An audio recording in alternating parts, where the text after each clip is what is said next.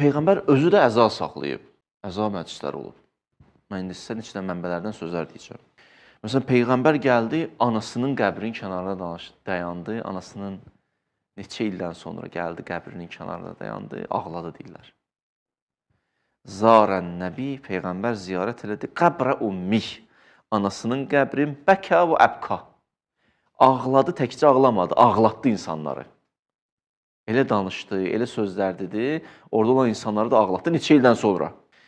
Ya məsələn, qadınlar əza saxlayır, bir nəfər dünyasını dəyişir. Matə meyyitun min ali Rasulillah. Peyğəmbərə bir yaxın olanlardan biri, qohum əqrabasından birinin bir dünyasını dəyişir.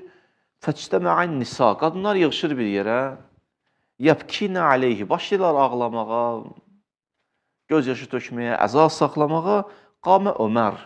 İkinci xəlifə yənhahuna. Dedi, eləməyin belə. Ağlamayın, əza saxlamayın. Peyğəmbər buyurdu ki, də'hunna. İşin yoxdur. İşin yoxdur.